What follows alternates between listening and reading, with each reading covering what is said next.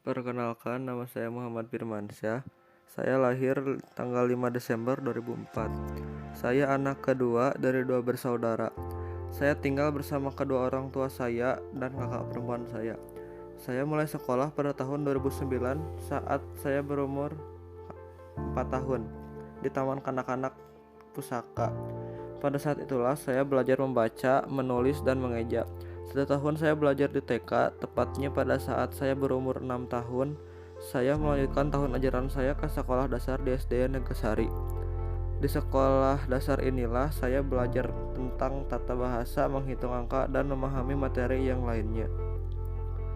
Setelah 6 tahun saya bersekolah, kini saya sudah berumur 12 tahun. Saya berniat melanjutkan pendidikan saya di SMPN 2 Solokan Jeruk. Banyak suka duka yang saya alami selama saya bersekolah, dari mulai bercanda dengan teman kelas, terlambat masuk kelas, dan kena razia. Dari pengalaman tersebut bahwa saya harus lebih disiplin, terutama dalam mematuhi peraturan sekolah.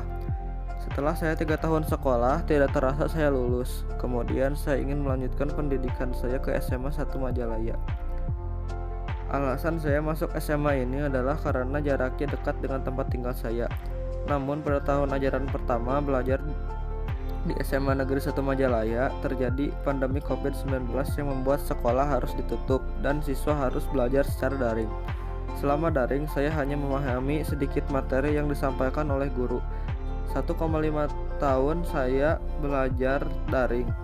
Selama daring, saya merasa bosan karena tidak bisa bertemu dengan teman-teman sekelas. Lalu pada tahun 2021, pemerintah mulai mengizinkan pembelajaran siswa secara tatap muka walaupun hanya 50%.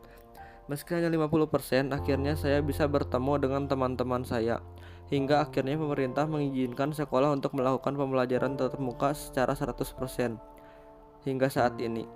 Tidak terasa saya sudah berumur 17 tahun dan duduk di bangku SMA kelas 3. Banyak pengalaman yang saya dapatkan dari mulai saya TK, sekolah dasar, SMP, dan hingga saya SMA. Bahwasannya, pendidikan bukan cuma pergi ke sekolah dan mendapatkan gelar, tapi juga soal memperluas pengetahuan dan menyerap ilmu kehidupan.